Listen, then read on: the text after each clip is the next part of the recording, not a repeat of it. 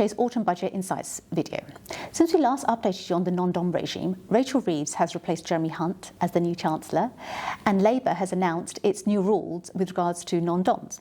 James and Will, let's dive straight in. So, what were your initial reactions to the budget, and do you think the Chancellor achieved what she set out to achieve? There are two kind of fundamental areas. So in other words, the changes can be broken down into two areas. Firstly, the abolition of the remittance basis in favour of a new foreign income and gains regime. That's for income tax and capital gains tax. And for inheritance tax, it's the abolition of the concept of domicile as a connecting factor, such that going forward, in the exposure to inheritance tax will be based around somebody's residence in the UK. Once they're resident in the UK for 10 years, they become exposed to inheritance tax on their worldwide assets. Both those changes are effective from April 2025. My reaction to the budget was mixed. There were some nice surprises and some points that will be concerning to certain clients.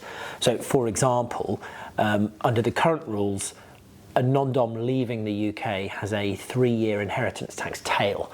So that's 3 full UK tax years after their departure, they remain exposed to UK inheritance tax on their worldwide assets, assuming they were they'd been in the UK for more than 15 of the preceding 20 tax years. Now, for long-staying non-doms leaving the UK under the transitional rules, if they go during the current tax year such that they're not UK resident for the next tax year, that 3-year tail will continue to apply, so they will cease to be subject to inheritance tax in 2028. If they don't go immediately or within the next 5 months, then the new 10-year tail will apply to them, and so they'd be looking at continued exposure to UK inheritance tax up to 2036. That's 8 years more, based on 1 extra year in the UK as a minimum.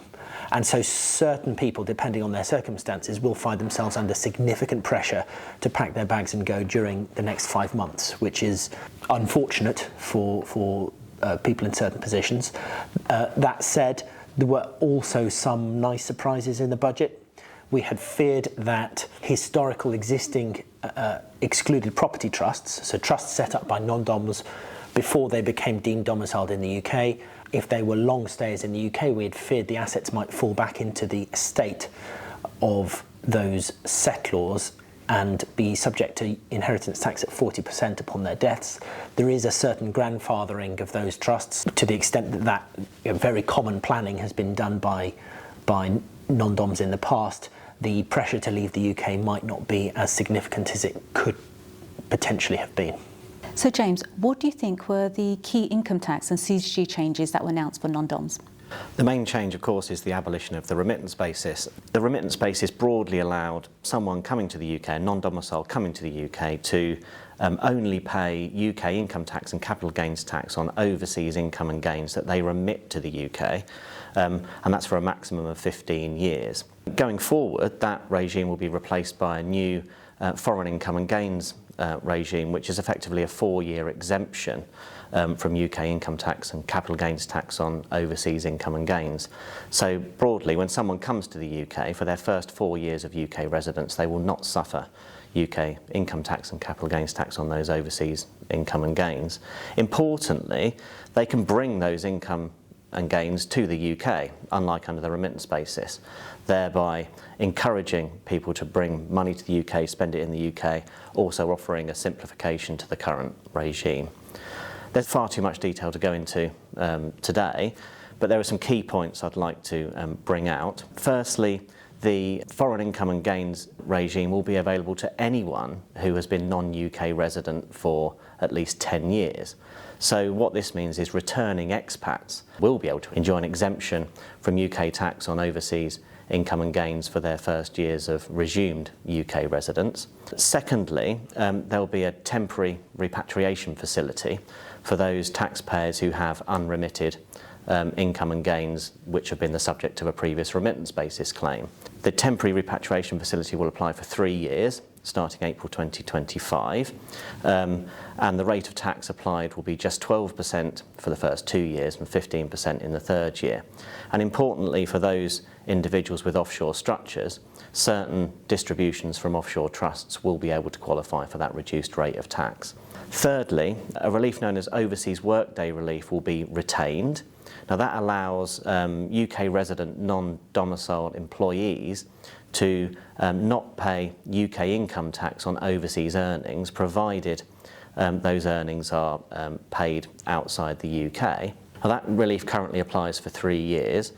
Going forward, it'll be aligned with the foreign income and gains regime, so it'll be a relief that can apply for 4 years.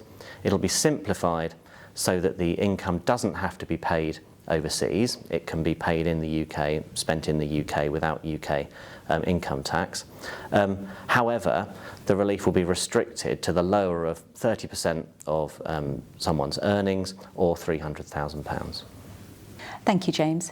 So, Will, how do you think the changes announced by the Chancellor will impact non-doms and their IHG arrangements? So first things first, where we have trusts set up by a settlor who dies on or before the 5th of April 2025, many of these trusts do have settlors who've been dead for a very long time. There's no change. The trust will continue to derive their status from the domicile of the settlor. Structures where the settlor remains alive on the 6th of April 2025 will determine their status under the new rules. So rather than crystallising their status in or out of the UK inheritance tax regime on worldwide assets on the day of addition of the assets, the status of the trust can move in and out of UK inheritance tax with the status of the settlor. So you can have a situation where a trust was set up by a settlor many years ago who's now a UK resident but who was a non-dom at the time they set the structure up, which will come within the UK inheritance tax net for the first time from 6th of April 2025. So that's something for trustees of those trusts to look out for. For new trusts, not only do we have the 10-year charge regime, but trusts set up from budget day will also potentially be subject to the gift with reservation of benefit rules, where a settlor is within the UK long-term resident inheritance tax regime. And so what that means is that the historical planning that has been done to sort of freeze the inheritance tax status of assets using trusts won't be effective anymore, and trusts set up from budget day won't enjoy those benefits. And if the settlor can benefit from the trust, the gift with reservation rules will apply, and the trust assets will remain within the settlor's estate. James, Will, do you think the Chancellor achieved what she set out to? Well, the foreign income and gains regime for income tax and capital gains tax provides some welcome simplification. On its own, the new regime, which provides, of course, the exemption for a 4-year period, is competitive globally.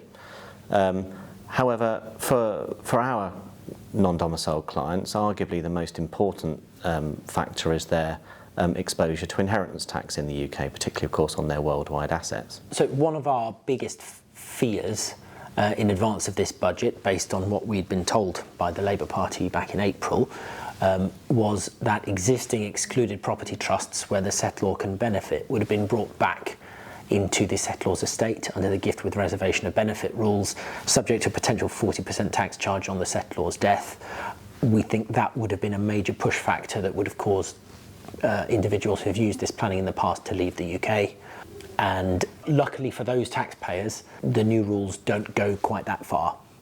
So it's good news in terms of preventing an exodus. However, the planning that those taxpayers have benefited from is unavailable going forwards. And so whether this will deter would-be wealthy arrivals in the UK, we will find out in the coming years, no doubt. It's perhaps worth mentioning, we understand that in 2017, Japan introduced a rule that had an inheritance tax tail on departing long stayers, and they repealed the rule a year later. So let's see what happens in our case. Thank you both. We would urge all non-doms to speak to their tax advisors to understand the impact of the budget. Please refer to MHA's Autumn Budget Hub for more views and analysis. Thank you for watching.